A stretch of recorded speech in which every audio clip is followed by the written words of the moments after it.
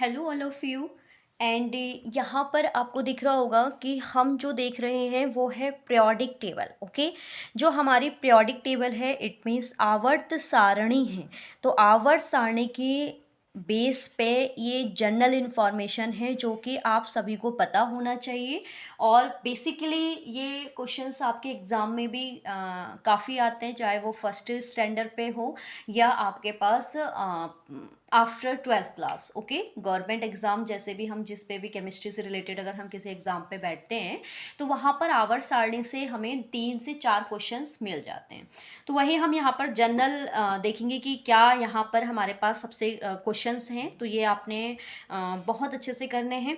जिसमें पहला क्वेश्चन क्या है देखेंगे, सबसे भारी धातु। तो सबसे भारी धातु पूरी पीरियोडिक टेबल, देखिए यहाँ पर पूरी पीरियोडिक टेबल के बारे में बात हो रही है। ओके, तो सबसे भारी धातु जो है वो क्या है बेटा, ओस्मियम है, जो कि जिसका एटॉमिक मास जो होता है वो कितना होता है 76। ओके, गैसों की कुल संख्या की अगर हम बात करें तो गैसों की कुल संख्या कितनी है हमारे पास 11 है। ओके, वैसे अगर हम अक्रिय गैसों की बात करें तो वो हमारी कितनी हो गई हैं, अब 7 हो गई है। पहले 6 थी, अब 7 हो गई।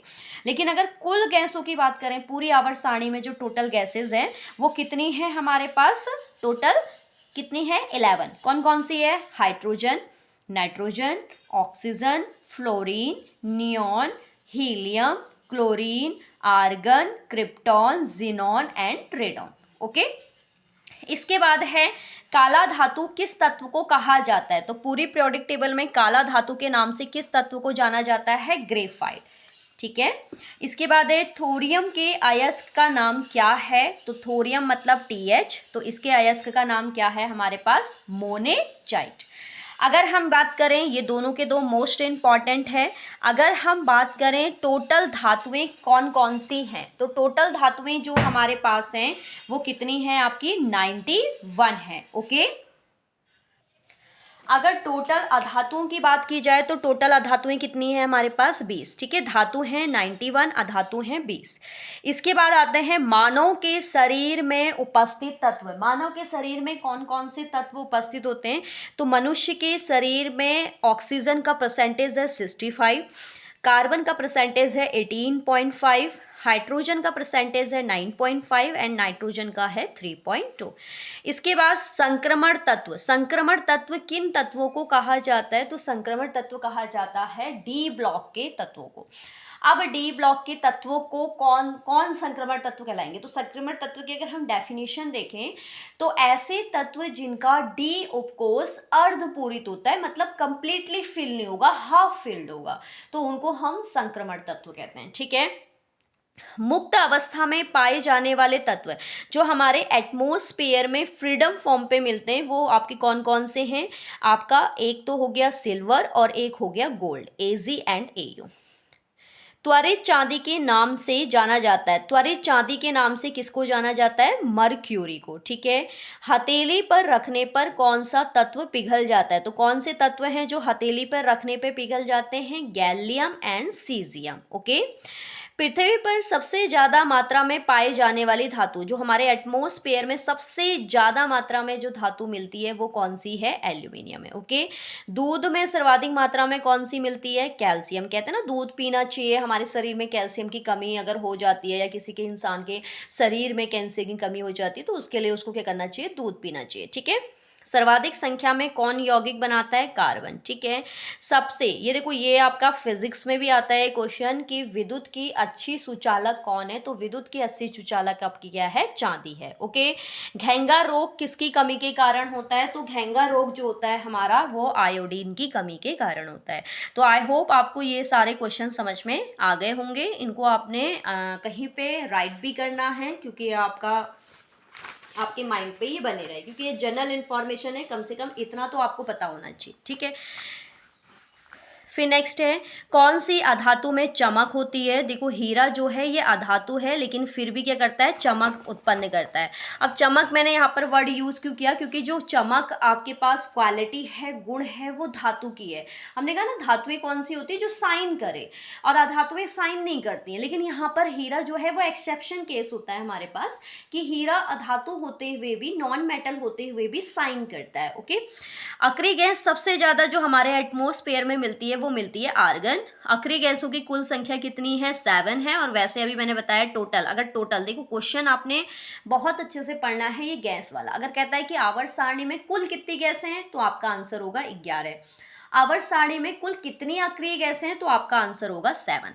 ठीक है।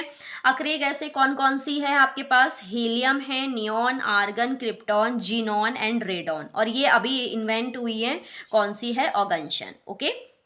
इसके बाद है सबसे चमकदार धातु। सबसे ज्यादा धातु जो एटमॉस्फेयर में पाई जाती है वो तो एल्यूमिनियम है, लेकिन सबसे चमकदार कौन है? प्लेटिनम। यूरेनियम के अयस्क का नाम है पिच ब्लेड।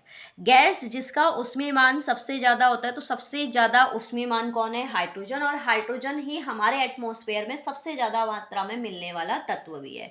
इसके बाद है सबसे ज्यादा विद्युत ऋणात्मकता किसकी होती है? तो सबसे ज्यादा विद्युत ऋणात्मकता होती है फ्लोरीन का, की जिसका एटॉमिक नंबर होता है 9।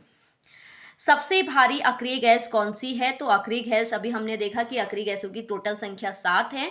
इसमें सबसे भारी गैस जो है वो रेडियन है, और ये रेयर ही हमारे एटमॉस्फेयर में मिलती है। वैसे हम कहते हैं कि ये नहीं मिलती है।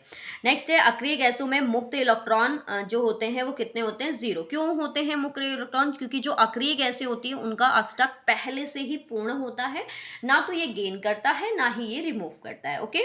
वायुमंडल में नाइट्रोजन का कितना परसेंटेज है? तो वायुमंडल में नाइट्रोजन का जो परसेंटेज है वो कितना है? 78%। धातु व अधातु के गुण प्रदर्शित करते हैं। जिसमें धातु और अधातु के गुण होते हैं उन्हें हम उपधातु कहते हैं। अब ये कौन कौन से होंगे? तो इसमें आप याद रख सकते हैं ग्रुप नंबर 14, क्योंकि ग्रुप नंबर 14 में +-4 में जाएगा, प्लस धातु माइनस अधातु। तो कौन कौन है? Silicon, beryllium and germanium. तारों में सबसे ज्यादा तत्व कौन सा पाया जाता है? हाइड्रोजन। समान प्रोटॉन और भिन्न भिन्न न्यूट्रॉन किसमें होते हैं? समस्थानिक में। क्योंकि हमने डेफिनेशन पढ़ी है, ऐसे तत्व जिनका परमाणु क्रमांक समान परंतु परमाणु भार भिन्न होता है उनको हम समस्थानिक कहते हैं। किस गैस को स्ट्रेंजर गैस या अजनबी गैस के नाम से जाना जाता है? ये क्वेश्चन आपका बहुत बार रिपीट हुआ है आपके एग्जाम में। क्या है? अजनबी गैस के नाम से किस गैस को जाना जाता है? तो अजनबी गैस के नाम से जेनॉन को जाना जाता है, जो कि एक अक्रिय गैस है।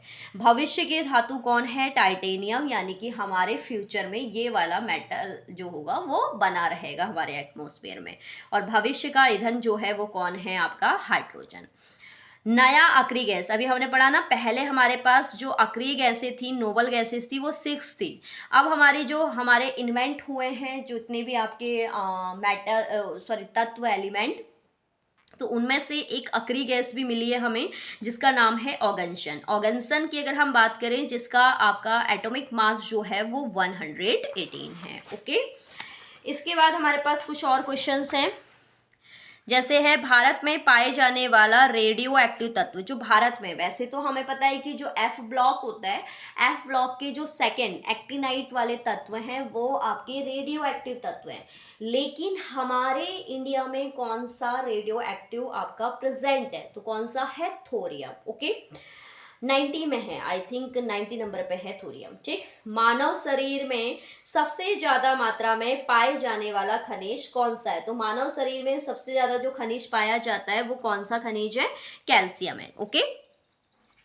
इसके बाद है सर्वाधिक आयनन विभव किसका होता है? तो किसका होता है? हीलियम का, क्योंकि इसका अष्टक कंप्लीट होता है। सूर्य किन तत्वों से मिलकर बना होता है? तो सूर्य में देखो हाइड्रोजन और हीलियम है, जिसमें से हाइड्रोजन 70.6% एंड हीलियम 27.4% है। सफ़ेद सोने के नाम से किसे जाना जाता है? प्लेटिनम को। और एक चीज़ और आपने याद रखनी है प्लेटिनम से रिलेटेड, कि विश्व का सबसे महंगा तत्व भी आपका कौन है? प्लेटिनम है। इसके बाद वायुमंडल में नहीं पाई जाती है कौन सी अक्रिय गैस वायुमंडल में नहीं मिलती है आपको? तो रेडॉन नहीं मिलती है, क्योंकि ये सबसे भारी गैस है। अभी मैंने बताया ना कि अक्रिय गैस कौन सी आपकी एटमॉस्फेयर में नहीं मिलती है? रेडॉन। और सबसे ज्यादा कौन मिलती है? आर्गन। किन तत्वों को जुड़वा तत्व के नाम से जाना जाता है? तो देखो जो हमारे पास क्या है, कंबाइंड मेटल्स हैं या कंबाइंड एलिमेंट है, वो कौन कौन से हैं? लेड और जिंक है। ओके। आधुनिक आवर्त सारणी में अगर मैं टोटल आपके पूछूं तो वो कितने हैं, 118 है, जिसमें आवर्तों की संख्या 7 है और ग्रुप कितने हैं यानी कि समूह कितने हैं, 18। आवर्त जो होती हैं वो आपकी क्या होती है, हॉरिजॉन्टल लाइंस होती हैं 36 लाइन, और जो ऊर्ध्वाधर लाइंस होती हैं, वर्टिकल्स लाइंस होती हैं, वो समूह को रिप्रेजेंट करती हैं। तो हमारी आवर्त सारणी में 7 आवर्त हैं और 18 क्या हैं, ग्रुप हैं, समूह हैं। यहाँ पर देखो मैंने इन शॉर्ट आपका थोड़ा सा ले रखा है कि तत्वों की कुल संख्या 118 है। प्राकृतिक तत्व कितने हैं, 94। कृत्रिम मतलब जो हमने खुद बनाए हैं। अब प्राकृतिक तत्व जो पहले से ही हमारे एटमॉस्फेयर में प्रेजेंट थे, नेचुरल जो आपके एलिमेंट्स हैं, एंड आर्टिफिशियल एलिमेंट्स जो हैं जो हमने प्रिपेयर करे हैं वो हमारे हैं 24। धातुएं टोटल कितनी है आवर्त सारणी में, 91। अधातु कितनी है, 20, और उपधातु कितनी है, 7। इसके बाद है हाइड्रोजन की खोज किसने की है, तो हाइड्रोजन की खोज जो है वो हेनरी वैकुलर ने, सॉरी हेनरी कैवेंडिश ने आपकी इसकी खोज की है, ठीक है। इसके अलावा एक से दो क्वेश्चंस और हैं। सबसे हल्की अक्रिय गैस कौन सी है, हीलियम। तो ये 3 क्वेश्चन आपको याद रखने हैं। अक्रिय गैसों की संख्या टोटल कितनी है, 7। नई अक्रिय गैस कौन सी है, ऑर्गेन्शन, 116 नंबर पे, मतलब एटॉमिक नंबर। और इसके अलावा सबसे ज़्यादा मात्रा में अक्रिय गैस कौन सी पाई जाती है एटमॉस्फेयर में, आर्गन। सबसे कम कौन पाई जाती है, रेडॉन, या मिलती ही नहीं है। और सबसे हल्की अक्रिय गैस कौन सी है, हीलियम।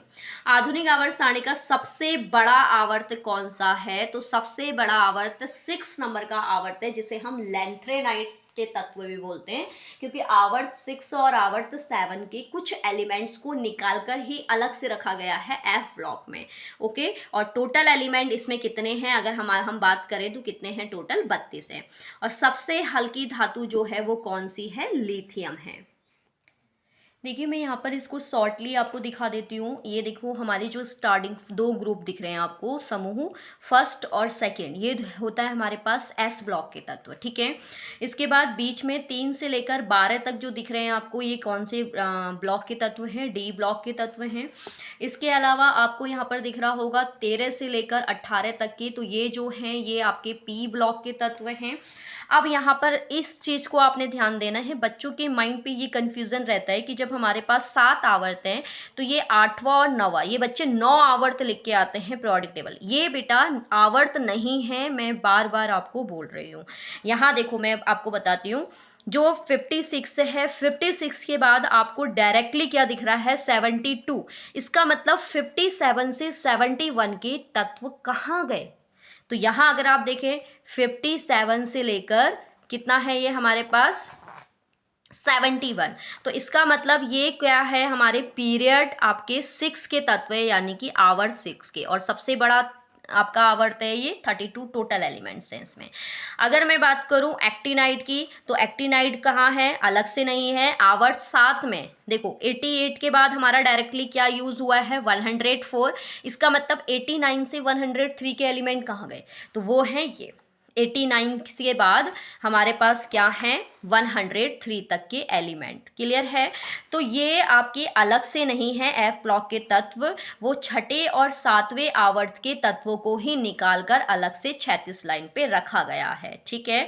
जिसमें से एक्टिनाइट वालों को हम रेडियो एक्टिव तत्व ही बोलते हैं, और हमारे उसमें हमारे इंडिया में सिर्फ एक ही रेडियो एक्टिव तत्व सबसे ज़्यादा मिलता है, जो कि है थोरियम। ओके, एक चीज़ और याद रखनी है आपने, इसमें जो लैंथेनाइट है, लैंथेनाइट रेडियो एक्टिव तत्व नहीं होते हैं, लेकिन यहाँ पर जो प्रोमीथियम है आपका 61 पे, तो याद रखना है ये प्रोमीथियम लैंथेनाइट समूह का होते हुए भी रेडियो एक्टिव तत्व की तरह क्या करता है, बिहेव करता है। तो आपसे ये क्वेश्चन बहुत पूछा जाता है कि लैंथेनाइट श्रेणी का एक ऐसा तत्व का नाम बताइए जो रेडियो एक्टिव तत्व की तरह बिहेव करता है, तो वो है हमारा प्रोमीथियम। और ये आपके एक्टिनाइट तो सारे ही हमारे रेडियो एक्टिव तत्व हैं।